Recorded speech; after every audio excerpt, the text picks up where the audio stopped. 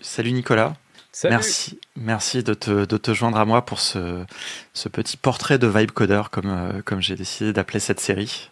Euh, voilà, on va découvrir un projet que tu as fait qui a eu pas mal de succès, mais on va aussi découvrir un petit peu, j'espère, quelques-unes de tes techniques secrètes de vibe coding. Et puis avant ça, surtout un petit peu ton parcours, ton profil, parce qu'il y a plein de types de vibe codeurs, de vibe codeuses différents, donc c'est ce que j'ai envie un petit peu de balayer. Toi, tu as un profil assez technique, comme on va le voir, mais c'est très intéressant aussi, justement. J'ai envie d'avoir ton regard un petit peu sur tout ça, et aussi parce que tu connais très bien l'écosystème no-code. Tu fais partie de la communauté depuis très longtemps, mais peut-être que pour bien commencer, je vais te laisser te présenter. Ouais, bah, carrément, super content d'être là. Comme tu l'as dit, moi j'ai un profil, développeur. J'ai appris par moi-même quand j'étais gamin, puis je suis allé faire des études, d'ingénieur et aujourd'hui je suis, ce qu'on appelle relation développeur chez Typeform. Typeform, c'est un outil, no code, un des premiers outils no code, ça a déjà plus d'une dizaine d'années, qui te permet de faire des formulaires de manière un peu plus, sympathique que juste, nom et email et c'est un peu la porte d'entrée à tout ce qui va être no code. Donc, une fois que tu as ces données-là, où est-ce qu'elles vont? Qu'est-ce qu'elles font? Comment on les connecte à autre chose, quoi. Justement, comment toi, tu as suivi un petit peu toutes ces évolutions de l'IA, de la génération de code par IA? Qu'est-ce qui t'a amené à ce qu'on appelle maintenant un petit peu le vibe coding? Euh, et après, j'aurais une autre question d'ailleurs, mais peut-être on y viendra après, mais aussi ta perspective en tant que dev, tu vois, là-dessus. Et peut-être du ressenti de la communauté des développeurs un petit peu sur tout ça. Mais déjà, toi, à titre personnel, tu vois, un petit peu comment t'as pris tout ça, quoi. Ouais, ouais, ouais. Alors, je pense que comme tout le monde, j'ai découvert la partie, facile et grand public de l'IA à travers ChatGPT, et lui poser tout plein de questions sur, des problèmes de formules dans Google Spreadsheet, de poser des questions plus de réflexion sur, un texte que j'aurais écrit, de la structure, ce genre de choses. Mais assez rapidement, on est allé lui poser des questions de code, hem, sur, pour gagner du temps, tu vois? Sur des trucs que tu sais faire, mais tu te rappelles plus trop de la syntaxe, tu te rappelles plus trop, dans quel ordre sont les choses, ou faire du debugging, en lui envoyant des petits bouts en disant: «Ça, c'est mon petit bout de code et ça, c'est l'erreur que j'ai, qu'est-ce que tu en penses?» Et petit à petit, les réponses se sont améliorées. Petit à petit, c'est au lieu de passer dans ChatGPT pour faire ça, bah, ça s'est intégré à, l'éditeur de code, et là, maintenant, on est sur un truc qui va te générer, au lieu de te résoudre un petit bout de code et de trouver une solution à un problème au final assez simple, maintenant dans quelque chose où, ça a le contexte entier d'une application et ça crée des dizaines de fichiers tout seul. Et bah, moi je veux dire petit à petit on a suivi ce changement, et petit à petit on a évolué dans les outils. Aujourd'hui on n'utilise plus ChatGPT, pour ce genre de choses, on utilise d'autres choses et on l'utilise dans l'éditeur ou des apps comme Lovable ou Bolt.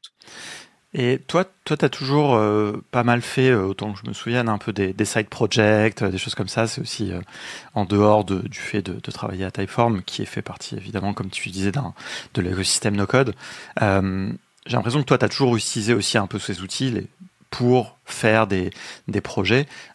Et donc, forcément, ça a dû vachement te parler. Enfin, c'est de pouvoir accélérer le dev et tenter des trucs, j'imagine, un petit peu. Bah, en fait, moi, il y a 2 choses. Il y a la première chose, c'est en forgeant qu'on devient forgeron, donc la meilleure manière d'apprendre, c'est de faire, Mm. et ça revient à la base de moi, comment j'ai appris, des choses comme l'HTML, et le CSS. C'était, bah, je prends le site, je regarde, je inspecte. À l'époque où tu pouvais encore faire ça, quoi, où c'était Mm. encore très lisible, Ouais. et tu regardes comment c'est fait et tu reproduis ou tu télécharges un site parce que tu pouvais télécharger de l'HTML déjà tout fait et puis tu allais le modifier. Donc c'était une bonne manière de faire. Hem Et donc il y avait de ça et il y avait l'autre partie qui est une tendance plutôt développeur qui est: «Ah bah, j'ai un nouveau projet à faire. Ah, j'ai vu un nouveau truc cool, ce nouveau framework un peu obscur qui va dire que, bah, on fait plus du React, on fait plus de machin, on va mettre des choses dans un autre endroit. Est-ce que je vais l'essayer?» Et donc à chaque fois que j'avais un nouveau projet, je me dis: «Bah, ce week-end, je fais ça». Et bah, c'était: «Ah, on va laisser le nouveau framework à la mode. Ah, mais le framework à la mode, bah, il a pas la connexion avec cette nouvelle, avec cette database, il a pas cette connexion avec ce truc-là». Et donc petit à petit, en fait, je passais plus de temps à jouer avec mes «jouets» quoi, entre guillemets, Mm. que, finir un projet. Et je pense que c'est le souci des développeurs, c'est qu'ils ont tendance à aller voir pas mal de choses, shiny, jolies, sympas et ils se focus plus là-dessus que sur, au final, le produit qu'ils ont envie de créer. Et en utilisant maintenant ces outils-là qui te mâchent le travail, et bah, tu vas plus directement sur le produit et tu te focuses là-dessus. Et au final, le stack et ce que ça utilise, bah, c'est pas ta priorité, quoi. Ouais, le syndrome de l'objet brillant, comme on dit. Ouais, C'est ça. c'est très dans la communauté no code aussi, il est très très fort. Hein. C'est beaucoup. Mais oui, c'est vrai qu'en accélérant quelque part, on se rapproche du produit plus que de la technique. On passe moins de temps dans la technique, même si on va le voir, avoir des bases techniques un peu solides, c'est quand même intéressant. Bah écoute, je te propose qu'on regarde justement, que tu nous montres un petit peu un exemple, toi, de ce que tu as fait. Je pense que tu as fait, comme tu as dit, tu joues beaucoup avec toutes ces choses-là, mais il y a un projet en particulier que tu as fait, que tu as aussi lancé sur Product Hunt et qui a très bien marché. Donc j'aimerais bien que tu nous racontes un petit peu ça. Donc ouais, inspiration et ce que je disais tout à l'heure sur on réduit le temps de création, on réduit le temps entre le moment où tu as une idée et le moment où tu as quelque chose de montrable. C'est tout à fait ce qui est possible maintenant avec les applications de vibe coding. Et dans mon cas, ici, l'inspiration, c'était sur une hype, une tendance et en fait, tu as assez peu de chance, enfin, tu as assez peu de temps pour prendre la vague de cette tendance-là avant qu'elle s'essouffle et qu'on passe à autre chose classique des informations, de ce qui se passe dans le monde et tout ça. Ici, la hype, c'était la nouvelle application d'Airbnb. Airbnb, donc une application pour louer des appartes dans le monde. Ils ont lancé une nouvelle application avec des nouvelles offres en termes de produits, de ce que tu peux louer, tout ça. Mais ce sur quoi les gens se sont focalisés, c'est sur des icônes dans l'application. Et à quoi ressemblaient ces icônes, comment elles étaient super jolies, ce que ça représentait. La partie que les gens ont loupée au lieu de l'aspect physique de ces icônes et du design de ces icônes, c'était aussi la partie technologique. On en parle assez peu, mais en fait, ils ont inventé un nouveau système pour coder ça dans leurs applications. C'est pas encore release totalement, mais ça va changer de la manière dont on fait des animations, par exemple, dans des applications. De la même manière qu'ils avaient inventé il y a plusieurs années un format qui s'appelle Lottie Files. Donc ça, c'était super intéressant. Mais du coup, les gens, ils sont devenus fous sur ces icônes-là.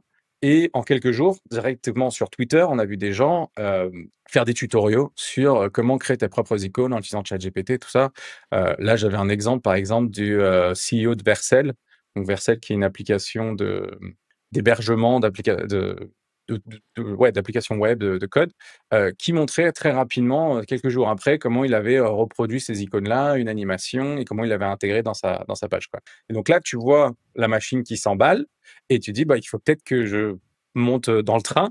Et du coup, j'ai créé une application qui rend les choses plus simples parce qu'il y avait beaucoup aussi de tutoriaux qui disaient, bah, tu copies ce prompt, tu le mets dans le chat GPT, après tu prends l'image, tu le mets dans Runway, qui est quelque chose pour refaire des animations, et là tu recopies. Donc, il y a plusieurs étapes, et si tu connais pas tous ces outils-là, tu es un peu perdu. Donc, on a décidé de faire une plateforme beaucoup plus accessible avec la base de toutes les applications d'IA, qui est juste un texte, un champ texte où tu décris ce que tu dois faire et ça crée des icônes.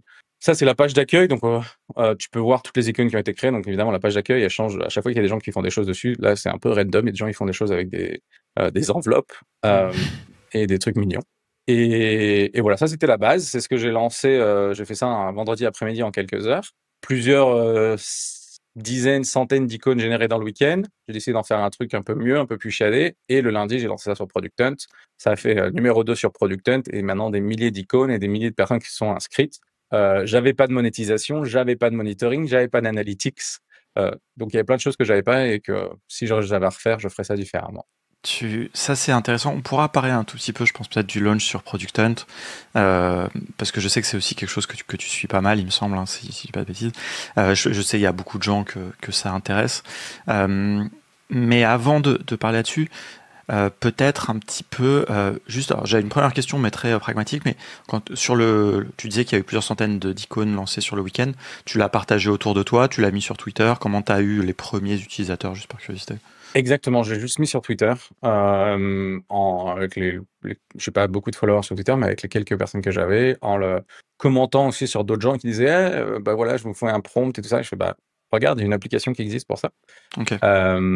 Et truc aussi super intéressant, c'est que bah, très rapidement, mon prototype, bah, j'ai pu lui donner une URL, j'ai acheté un nom de domaine à $1. Tout ça, c'était déjà disponible dans Lovable, donc c'était très simple de lancer, quoi. Genre, à partir du moment où j'ai eu un truc qui était à peu près correct, je lui ai mis un nom de domaine et ça y est, c'était une vraie app, entre guillemets. Peut-être Et ouais. justement on reparlera peut-être un peu justement du lancement et tout, mais sur la conception, peut-être d'ailleurs, tu peux nous montrer peut-être déjà, avant même de choisir l'outil technique, comment toi tu t'es dit, ou alors, quel a été ton process? Est-ce que tu savais que tu voulais utiliser Lovable? Est-ce que tu en as d'autres que tu utilisais? Si on va commencer par l'outil en fait quand même, et puis voir quel est ton process, tu vois, quand tu t'es dit, quand t'as eu Ouais. l'idée, tu t'es dit je vais le faire. Alors là, en fait, il y a plusieurs choses. Le premier truc, c'est la faisabilité. Qu'est-ce qui est disponible en termes de faisabilité pour créer ce genre d'image? C'était vraiment ça le truc. Si tu imagines, si t'es pas développeur ou même si tu es développeur, tu te dis, bah, moi, je vais devoir utiliser mon propre modèle, je vais devoir l'héberger et bah, tout ça, en final, c'est super compliqué et je sais pas comment faire et je sais pas où trouver ce genre de ressources-là et j'ai pas des heures et des jours à passer là-dessus Hmm. pour créer mon propre modèle. Et donc, en fait, c'est plus qu'est-ce que je vais pouvoir utiliser qui existe déjà. Et là-dessus, en fait, j'ai trouvé une librairie euh, sur Hugging Face. Et en fait, c'est pas une librairie, c'est plus ce qu'on appelle un LoRa. Donc, ça a été pré-entraîné sur un type de design qui fait que si tu utilises ce design-là, bah, tu ressortiras toujours quelque chose dans ce style-là. Et des LoRa, il y en a plein. C'est-à-dire que si tu veux faire des trucs à la cyberpunk, bah, il y a un LoRa pour faire des images un peu cyberpunk. Si tu veux faire des trucs un peu plus euh, peinture du 18e siècle, il y a ça. Donc il y a des choses qui ont été pré-entraînées, qui ensuite, tu vas mettre ça dans des modèles de génération et ça va te donner ce style-là. Donc moi, ça, c'était ma première étape de, ah, bah ça, c'est disponible. Du coup, je peux le consommer dans un modèle et du coup, je peux potentiellement utiliser une API pour faire mes calls. Et donc tout d'un coup, ça a enlevé beaucoup de la complexité. La deuxième étape, du coup, c'était, je vais certainement copier ça parce que là, c'est ma consommation. Ouh. Donc vraiment d'abord une petite, on va dire, analyse technique, quoi. C'est-à-dire, ok, il y a une idée, comment ça va être possible à faire techniquement, quoi. Donc là, l'enjeu Exactement. principal était d'abord les images, puis bon, l'application, c'était peut-être moins un enjeu en tant que tel, quoi. En fait, je pense que c'est le cas, enfin, c'est une bonne manière de penser quand tu réfléchis à une application, c'est quoi le problème, qu'est-ce qu'est la complexité des gens et comment je peux le résoudre d'une manière plus simple. Ici, la complexité, c'était du copier-coller dans ChatGPT, des résultats. Donc puis ça dépendait de ton usage de ChatGPT aussi. Il fallait mettre deux outils en parallèle. Machin, donc c'était super complexe. Comment je peux rendre ça plus simple? Il y a forcément une API qui va te permettre de générer ces images-là.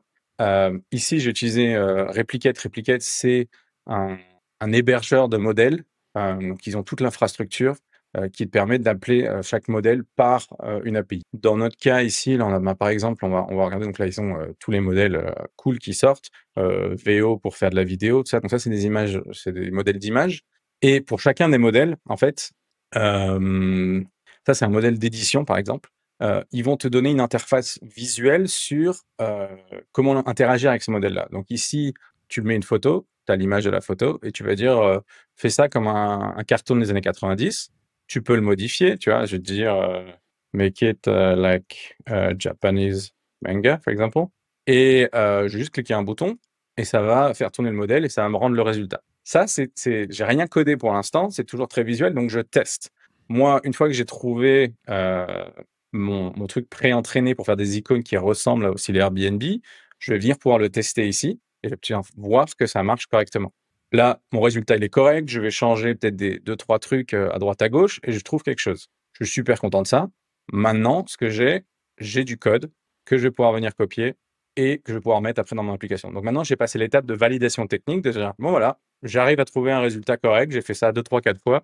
Bah maintenant, on va pouvoir passer à l'implémentation. Sur la partie API, enfin c'est Mhm. donc Replicate propose ça directement.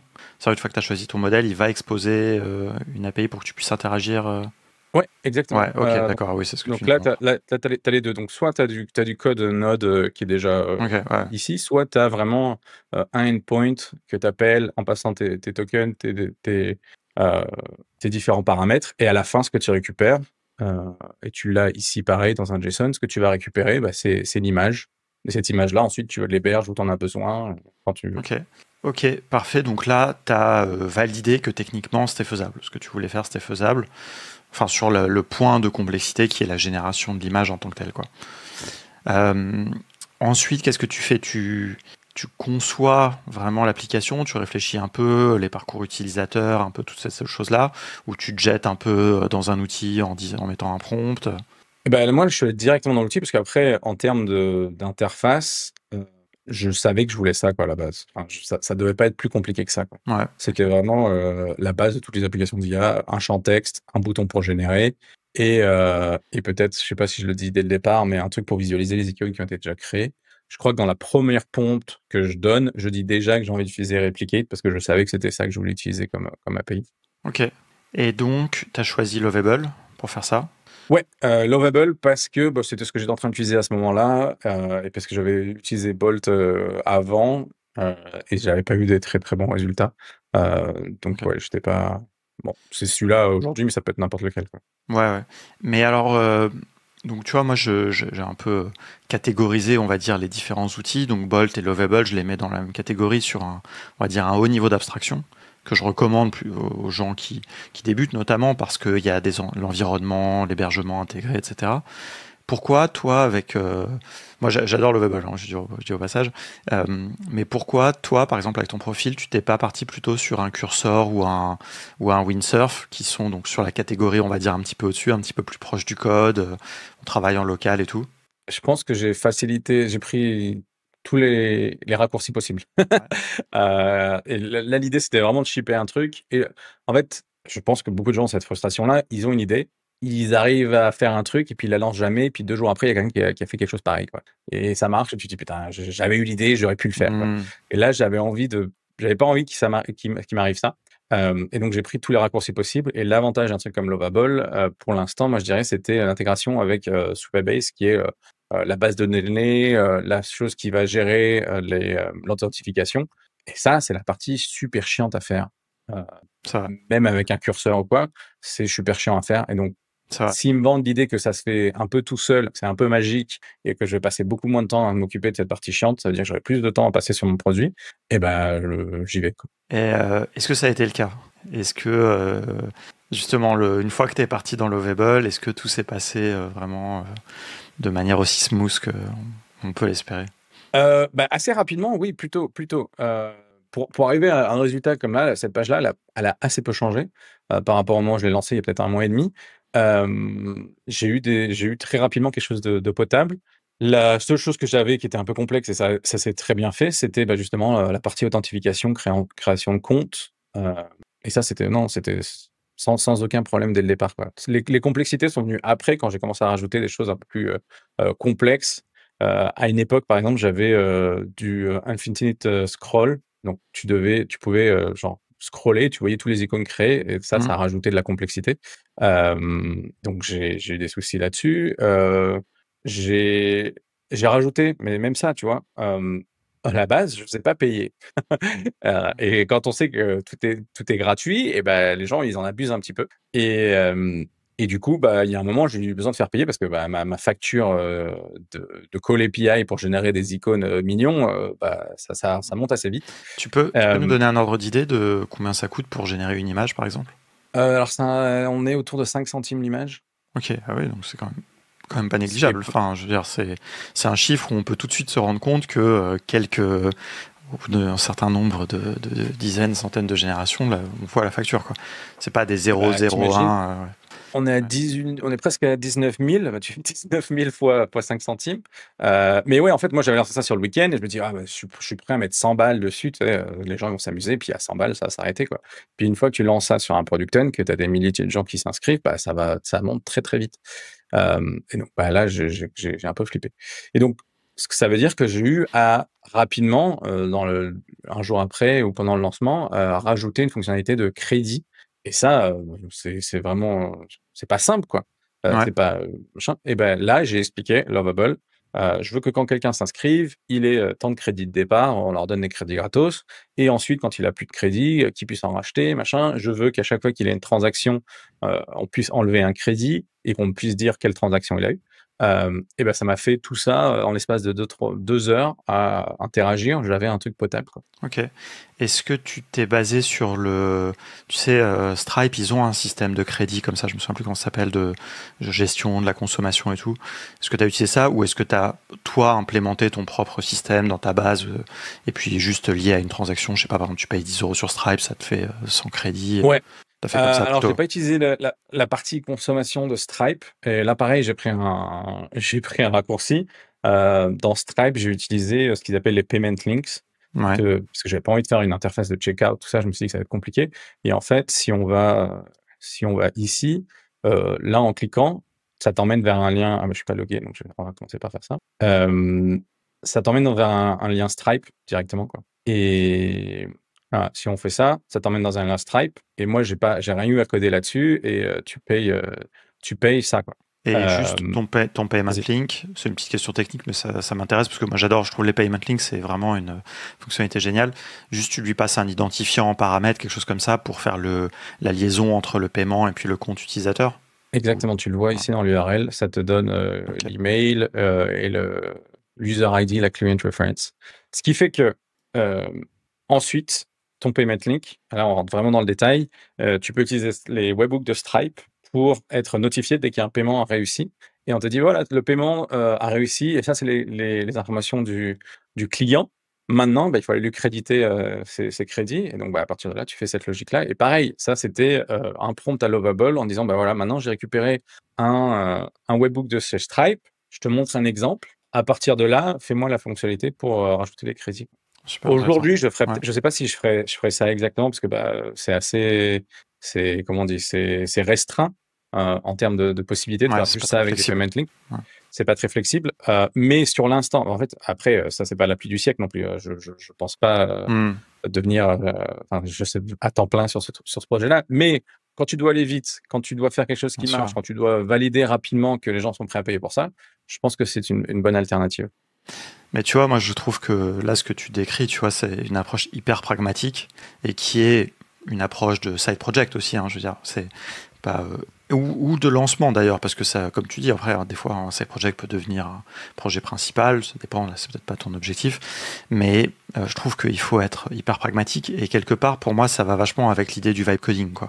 C'est-à-dire quand tu dis prendre des raccourcis et tout, et après, il y a une partie sécurité, performance, etc., où c'est là où, à un moment ou à un autre, faut faire attention que les raccourcis, on va dire, ne mettent pas en jeu ces autres choses-là. Est-ce que toi, par rapport à ça, comment est-ce que tu t'es senti safe en lançant sur Product Hunt? Je parle autant sur les perfs que sur la sécurité, hein, d'ailleurs, hein. Mais tu vois, tu sais, il y a eu quand même pas mal d'histoires. T'as vu forcément passer les histoires de mecs qui ont lancé sur des applis vibe codées, puis qui se sont fait attaquer par tout le monde. Bon, bref. Ouais, il m'est arrivé la même chose. Ok. Il m'est arrivé un truc. Je lance sur Product Hunt, du coup, c'est un peu de visibilité. Et très rapidement, il y a des gens qui me contactent en disant, ah mec, il y a un souci, je peux avoir accès à tous les emojis, à tous les icônes. Ok. Parce qu'en fait, bon, ça, c'est une nouvelle interface où tu vois que les tiens, mais dans ce que je vous ai montré avant, on pouvait voir vraiment tous les icônes de ce qui était créé, quoi, et tout ça. Et en fait, je fais, bah oui, mais c'est le design, c'est fait exprès. Par défaut, toutes les icônes sont Ouais. publiques. Et si tu regardes les icônes, qu'est-ce qu'on a comme information? On a leur prompt, leur image et un ID. On n'a pas le nom de l'utilisateur, son email, voilà. Donc par défaut, c'était ça. Et en fait, qu'est-ce qu'ils font les gens? C'est un peu comme à l'époque d'avant, des WordPress.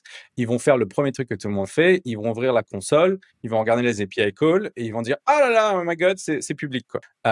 Et en fait, c'est le niveau zéro du hacking, entre guillemets. T'es pas un hacker si tu fais ça. Mhm. Tu peux pas dire bug bounty, donne-moi 10 000 balles parce que j'ai trouvé une faille dans ton système.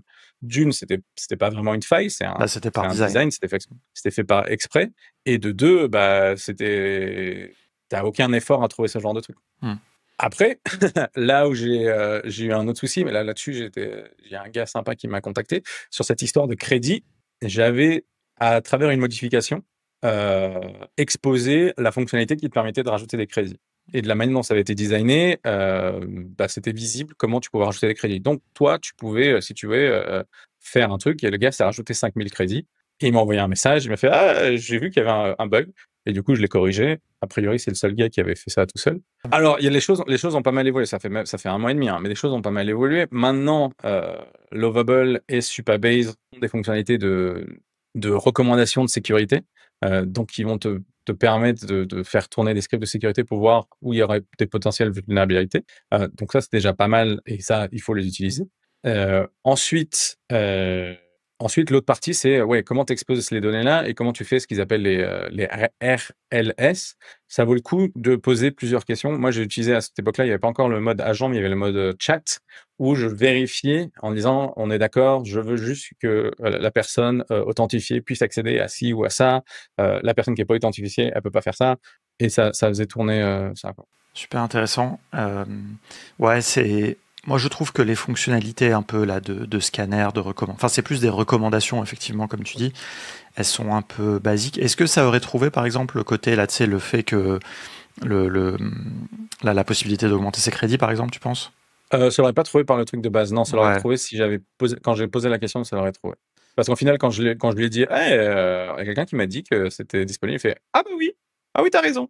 Et en fait, je pense que si tu utilises ça d'une manière critique, pas juste les recommandations, mais d'une manière critique en disant, assure-toi que aucune des fonctionnalités, et peut-être après, c'est aussi des choses ouais, ouais. que tu peux mettre en guidelines globales de ton application. Assure-toi que quand tu crées un nouvel truc, c'est ce genre de fonctionnalité n'est pas disponible directement dans le front-end, mais que ça soit toujours à travers une API, qu'une API authentifiée, ce genre de choses. Ouais, non, mais je pense qu'une bonne manière de faire, effectivement, c'est d'ailleurs ce que fait, en fait. Je trouve que, tu vois, Lovable, là-dessus, ils sont un peu, tu sais, ils ont fait des annonces pour dire oui, on a mis un scanner de sécurité et tout. Et en fait, il y a que deux parties, quoi. C'est-à-dire, il y a une partie, c'est les recommandations de Supabase. Et l'autre partie, quand tu appuies sur le bouton, en fait, ça te met dans le chat, fais-moi un audit de sécurité, quoi. Donc, Aussi. c'est bien. Mais bon, c'est effectivement ce que tout le monde devrait faire, en quelque sorte. Donc, Et mais après, c'est, encore une fois, ouais, c'est le contexte, quoi. Genre, est-ce que c'est super important pour ton application que tu es en train de tester, que tu as envoyé à 3 personnes? bien Euh, sûr. Peut-être pas, quoi. Et alors justement, j'ai une question qui est un petit peu corollaire, et j'ai l'impression que je me doute de la réponse, mais je suis curieux de te la poser. Est-ce que tu relis le code qui est généré? Assez peu. Ouais. Assez peu, voire jamais. Je suis allé une ou deux fois modifier le code à la main, des fois qu'il était bloqué ou qu'il y avait vraiment des trucs où j'avais pas envie de consommer des crédits, genre pour changer un nom quelque part, une classe. Mais au final, assez peu. Le seul truc que je relis, c'est quand tu te fais des schémas de base de données. Ouais. Ok. C'est vraiment le seul truc que je relis, quoi. Ouais. Ok. Non, mais ça va avec l'approche très pragmatique, je dirais. Tu vois, parce que pour moi, quelque part, enfin, c'est un débat un petit peu qu'on a maintenant, tu vois, avec les gens que j'invite, avec les gens que je discute régulièrement. Moi, je suis pareil. Hein, pour moi, l'intérêt du vibe coding quelque part, c'est de pouvoir aller vite et déjà, de toute façon, moi aujourd'hui, j'ai plus vraiment le niveau même de relire du code en TypeScript et tout. Euh, mais puis j'ai pas envie, quoi. Enfin, je veux dire, sinon je dev les trucs moi-même à la limite, quoi. Enfin, hein, si j'avais le. Exactement. Et puis Donc, moi, je suis pas designer, tu vois. C'est pas une interface très compliquée, mais mais c'est je clean. saurais pas.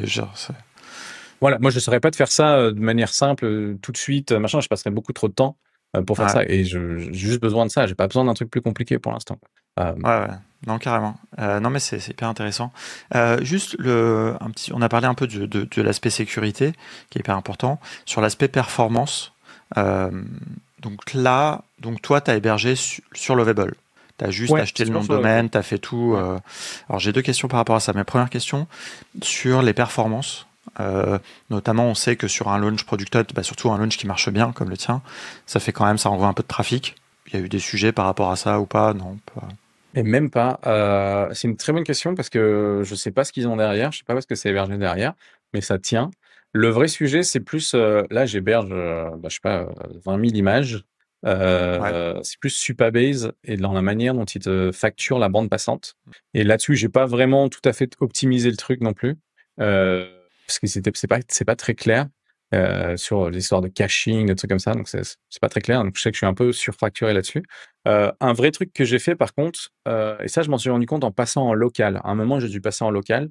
C'est que le bundle de l'application, entre guillemets, l'application Ouais. compilée, devient assez gros assez rapidement parce que ça rajoute des fichiers partout, ça fait pas forcément d'optimisation, tout ça. Ouais. Et en fait, en me rendant compte de ça, bah, ça fait que le temps de déploiement est beaucoup plus long. Ça fait que parfois le temps de chargement est un peu plus long. Et donc, si tu veux optimiser pour un meilleur référencement, que la page Hmm. load plus rapidement, tout ça, ça peut devenir assez compliqué. Donc ça, c'est un truc que j'ai fait assez rapidement. J'ai demandé, et pour le coup, j'ai demandé ça dans Cursor. Je pense que Hmm. j'ai pas fait Ok. ça avec Lovable parce qu'il n'a pas vraiment ce contexte-là dans Lovable. Hmm. J'ai demandé dans Cursor d'optimiser le bundle pour réduire. Et ça a réduit genre de 70%, quoi. Donc ça vaut le Super coup quand à un intéressant. moment, quand ton application est devenue un peu plus grosse et qu'il y a des fonctionnalités, de passer en local et de lui demander de faire des optimisations. Ça serait certainement un truc intéressant à faire directement dans Lovable, mais je pense ça passe ce contexte. Ouais, ouais, je pense que même, enfin, je suppose un peu que Lovable a certaines contraintes. Quand il lance un projet, il met toujours un peu les mêmes packages, etc., dont certains peut-être qui sont pas utiles, et que si tu sors du contexte de Lovable, tu peux faire le ménage en quelque sorte. Et ça, c'est un des trucs qui est bien avec Lovable, c'est que chaque nouvelle modification est committée, donc sur Git, on peut tout récupérer. Moi, j'ai été contraint, en fait, j'ai travaillé sur un projet un peu, enfin, pas un gros projet, mais bon, un projet pour des clients, donc je pouvais pas m'arrêter, c'était pas un projet du dimanche, quoi. Et avec Lovable, au bout d'un moment, j'étais bloqué, vraiment, ça tournait en boucle, donc je suis passé dans Windsurf. Et c'est vrai que là, je me suis rendu compte qu'il y avait aussi d'autres intérêts. Du coup, l'audit de sécurité, j'ai fait une référence croisée en quelque sorte. J'ai demandé aussi dans Windsurf avec un autre outil, avec un autre LLM, parce que dans Lovable, on peut pas choisir aussi, on a que Claude, bon, qui, je pense, moi je trouve est le plus performant de toute façon, mais donc voilà, je me suis dit, ok, est-ce que si je vais dans Windsurf, que je demande à Gemini 2.5 Pro par exemple de faire un audit de sécurité, est-ce qu'il va me dire des choses pareilles ou pas pareilles? C'était assez similaire d'ailleurs, donc c'était pertinent puisque ça validait quelque part les recommandations de l'autre côté et tout, mais je pense que ouais, ça c'est pour des projets, quand on commence à devenir un petit peu sérieux, à un moment, il faut avoir cette capacité de passer en local et pour certaines choses. Alors, il y a certaines choses, d'ailleurs, ça va m'amener à ma dernière question, peut-être. Certaines choses en local qui deviennent plus compliquées, notamment le pilotage de Supabase, je trouve. C'est pas impossible, mais c'est quand même moins évident. Est-ce que tu as eu à faire ça? Et peut-être surtout ma question plus importante, parce que c'est un peu lié, c'est la question des environnements. Est-ce que tu n'as pas été bloqué par le fait de ne pas avoir un vrai environnement de développement séparé d'un environnement de production, notamment au niveau de la base de données, quoi? Ouais, j'ai pas résolu ça. À partir du moment où tu fais Supabase déjà, et tu fais de l'authentification, déjà là, tu pètes la fonctionnalité preview de Lovable. Parce que c'est une autre URL. Donc là, tu vois, je suis sur bnbicons.com, mais si je vais sur mon truc ici et que j'ouvre cette preview là, je serai sur un autre truc et parfois machin. Et donc tu dois gérer différents environnements sur la manière dont ça peut le gérer. Déjà, donc là, tu peux pas, si tu fais logging dans cette ici, ça va pas marcher. Donc déjà de base, tu peux plus faire ça. Moi, j'ai pas eu peur, je fais mes changements, je vais là et je fais publish et puis on verra bien. Vu qu'on peut toujours revenir en arrière, on verra bien si ça marche pas. Ça serait idéal s'ils avaient une manière de gérer ces deux environnements, au moins juste pour la partie authentification. Ensuite, dans la partie locale, pareil, entre guillemets, j'ai directement connecté à la partie, comment on appelle ça, à la partie en production. Parce qu'en fait, c'était sur des choses, je sais pas, genre, alors, ce rendu-là, tu sais, le fait que ce soit des vraies icônes, des fausses icônes, machin, c'est pas grave. Parce que je m'occupais juste de la UI, par exemple, où je voulais optimiser certains trucs. Donc, c'était pas grave. Le truc qui est plus problématique, là, par exemple, j'essaie d'implémenter quelque chose de paiement et de changer la manière dont je fais le paiement. Alors, je peux pas faire ça sur Lovable, du coup, je le fais en local et je le fais sur un environnement de test avec ma local Supabase. Mais ça, si t'es pas déjà développeur, tu peux pas faire ça. Parce que c'est installer Docker, c'est comprendre comment Docker marche, comment changer ta configuration. Et là, tout de suite, tu rentres dans des complexités que tu n'as pas normalement. Ouais, non, mais c'est beau. J'espère que Lovable ou d'autres outils vont proposer cette notion d'environnement. Quand je vois dans les outils no-code, bon, à part Bubble qui l'a géré très tôt, ce truc-là, il y en a quand même pas beaucoup aussi, pareil, qui ont aussi ces fonctionnalités-là. Aucun outil d'automatisation, par exemple, n'a ça. Si, il y a une 8N un petit peu, bon, sur les webhooks, des choses comme ça. Et encore, c'est pas vraiment. Mais bon, espérons que, parce que là, moi, je trouve que, moi, en fait, quand même, assez tôt, c'est pas que ça m'a limité, en fait. Moi, j'ai pas eu le problème d'ailleurs du login. Moi, le login fonctionnait toujours dans ma preview. Par contre, c'est l'inscription. J'ai jamais réussi à faire en sorte que le mail envoyé par Supabase pour valider l'inscription soit sur l'URL de pré-produit, enfin de test, quoi. Enfin, donc bon, donc j'avais un bout qui marchait, c'est-à-dire que si j'arrivais à m'inscrire en production, je pouvais aussi toujours me connecter sur la truc de test, mais quoi qu'il arrive, c'est pas des bonnes conditions pour travailler une fois qu'on a mis son projet en production et que le projet est un petit peu utilisé. Alors moi, il y a un petit moment, le moment du pic, c'est-à-dire le moment où j'étais sur Product Hunt, il y a un petit moment de freeze. J'ai rien envie de toucher, j'ai rien envie de péter, tu vois. Donc c'est vrai s'il y avait eu des environnements, je me serais senti un peu plus confortable. Ce que tu dis sur l'email, j'ai découvert un truc que je ne savais pas. C'est que donc tu peux faire différents types d'authentification dans Supabase. Donc moi j'ai un Google Auth et j'ai un truc où tu mets email and password. Pour l'email and password, on t'envoie un email en disant ah salut, tu viens de t'inscrire, confirme ton compte. Hmm. Ce qui n'est pas dit nulle part ou c'est pas très visible, c'est que par défaut, tu envoies ça à travers les serveurs de Supabase et il y a une limitation de 2 emails par heure. Ah oui, si, ça, Donc, oui, ouais. si jamais tu lances pour de vrai, eh ben, il y a des gens, ils vont s'inscrire, ils vont jamais recevoir leur email parce que tu vas recevoir très rapidement, tu vas arriver à la limite, quoi. Et donc, il faut que tu configures ton propre serveur d'email pour ça. Ou c'est ça, ton propre SMTP.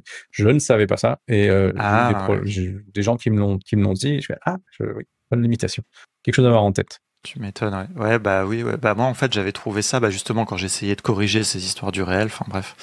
Et j'utilise Mailjet d'ailleurs, donc tu connais bien, Ouais. pour faire cette partie-là, parce que ça marche très, très facilement avec le SMTP. Mais oui, ça, c'est vrai que c'est aussi c'est un peu pénible, ouais. C'est après, ouais. Bon, ça, c'est les.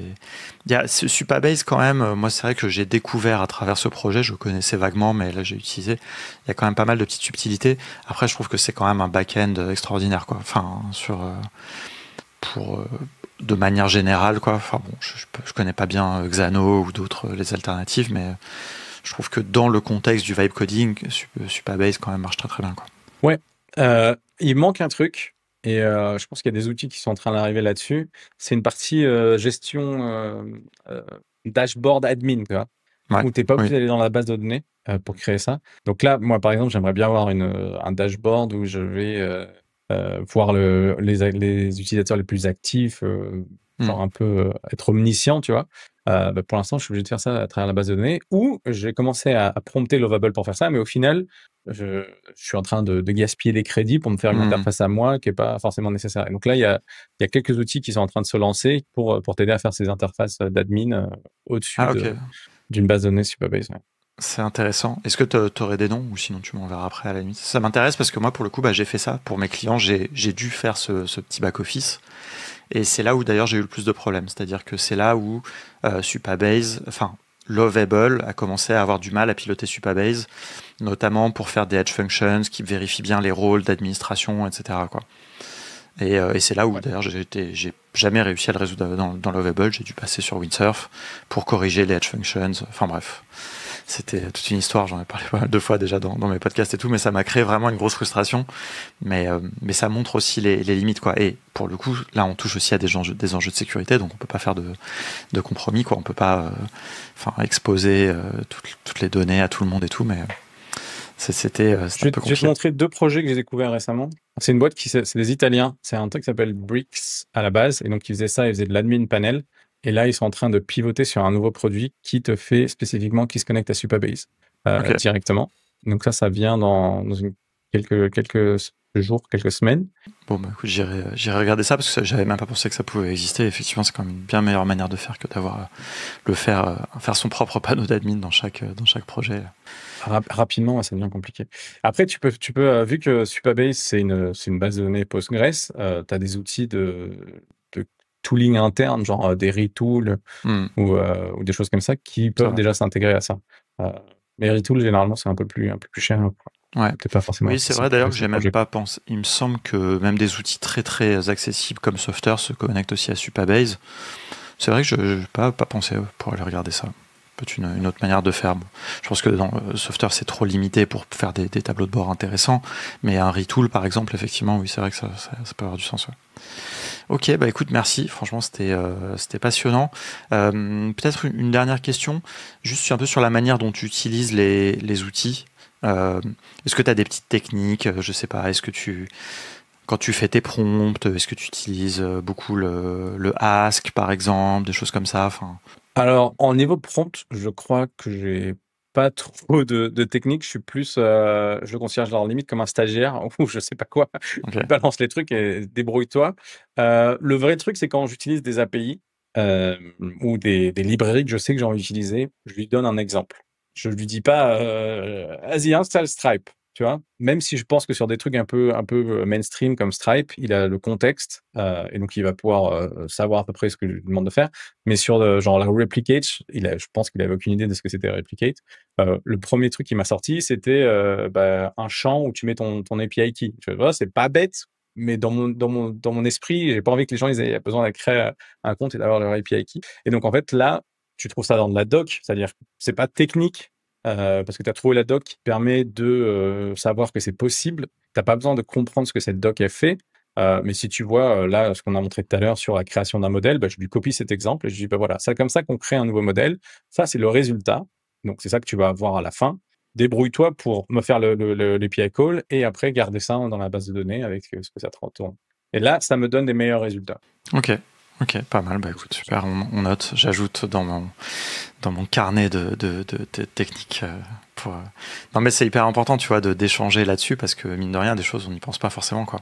Je pense qu'il y a des gens, ils vont avoir tendance à peut-être copier-coller toute la doc, par exemple, la mettre dans le prompt ou il y a plein d'approches différentes ou alors lui demander d'aller chercher, mais on sait pas vraiment. Enfin, Ça, en tout cas, dans le c'est vraiment possible. Ouais, dans le Lovable, je crois que c'est pas possible. Dans d'autres outils, c'est ce que je fais.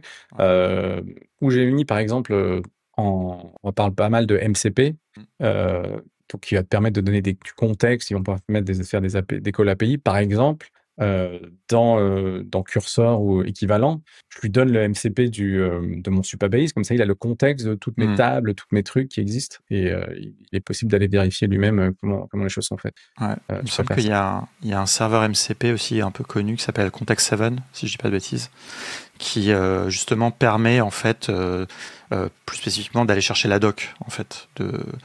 En fait, ça donne la possibilité au LLM, enfin ou à Cursor, etc., d'aller chercher la doc qui va correspondre à une API que tu veux utiliser, si tu veux faire, je sais pas, la météo, ou une carte ou un truc comme ça, ou Stripe ou des choses connues quoi. Super intéressant. Et bah écoute, merci beaucoup pour tout ça. Franchement, c'était génial. Tiens-nous au courant de ce que donne ton projet et de tes prochains projets aussi. Toi, tu documentes tout ça sur Twitter, sur X, j'imagine. Ouais, sur X. J'ai commencé à me lancer sur YouTube. Alors, c'est en anglais, mais j'ai essayé de me lancer de manière régulière à essayer de parler de vibe coding, mais en anglais. Cool. Et donc, ce dont on a parlé aujourd'hui, par exemple, j'ai fait une petite vidéo là-dessus, mais en anglais avec des exemples aussi. Super. Ouais, et puis oui, tu m'avais parlé en privé aussi de sujets que tu voulais aborder pour les vibe codeurs, le SEO, des choses comme ça. Je sais pas si tu l'as fait déjà ou non, ça arrive. Je pourrais couper si tu veux. Non, il y a un vrai sujet c'est un sujet. Notamment parce que les outils qui ont été choisis, les frameworks choisis par Lovable, sont pas forcément ce que les gens ont en tête pour du SEO classique. Mais comment tu fais ça? Et comment tu améliores ça? Dans mon cas, assez rapidement, j'ai mis ça en place pour traquer. Mais je l'ai pas fait au moment de Product Hunt, par exemple. Donc, j'ai perdu 2 jours de tracking. Mais utiliser Lovable pour dire fais-moi une sitemap, fais-moi les méta tags comme il faut, tout ça. C'est la base. Mais à partir de là, tu commences à être traqué et j'ai pas mal de visites. Je vois ça dans la recherche Google ou Bing. J'ai pas mal de visites qui viennent de moteurs de recherche. Donc, j'ai réussi, entre guillemets, à faire que ça marche. Ouais, non, mais c'est des sujets hyper importants. En fait, je pense qu'il y a plein de sujets qui sont un peu des classiques, entre guillemets, de la programmation web, etc., qui sont intéressants de réaborder sous l'angle du vibe coding pour des publics moins techniques et avec des nouvelles méthodes pour les faire, quoi. Enfin, c'est vachement plus facile de faire écrire tous les méta tags, les open graph, etc., à un LLM que le faire soi-même et tout. Donc il y a plein de choses qui deviennent plus faciles et aussi plus optimisées et tout, quoi. Super, bon bah écoute, on pourrait parler des heures, je pense qu'on aura d'autres occasions. J'espère qu'on se fera un live aussi peut-être pour refaire d'autres choses, peut-être montrer ce genre de choses un peu plus en live avec la communauté. Et puis voilà, merci beaucoup à toi Nicolas, à bientôt. Merci, salut.